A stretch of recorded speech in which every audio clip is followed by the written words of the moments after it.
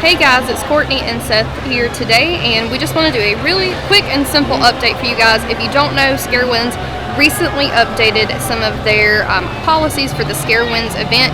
So this is going to be super short and sweet to the point, so let's go check out the changes. As soon as you enter the park, there are signs posted everywhere regarding the new chaperone policy, as well as an increased police and security presence inside and outside of the park.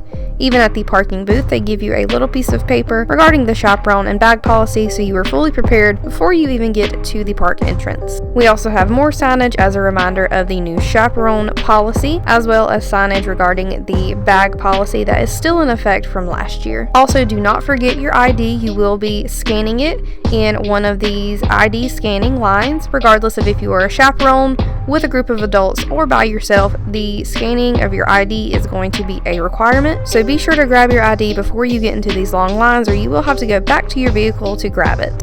So once you have your ID scanned, you are free to move on to the security points, and once you get through the security points, you are free to roam about the park as normal. Alright guys, so that wraps up the major Carowinds protocol changes, just those key takeaway points. Make sure you have your ID regardless of if you're chaperoning, if you're coming alone or with adults, and just make sure that bag policy, it is enforced. We've seen it firsthand. So we hope this was helpful. Of course, be sure to subscribe to the channel for more Carowinds content coming soon. So until next time, we hope to see you on the next adventure. Bye.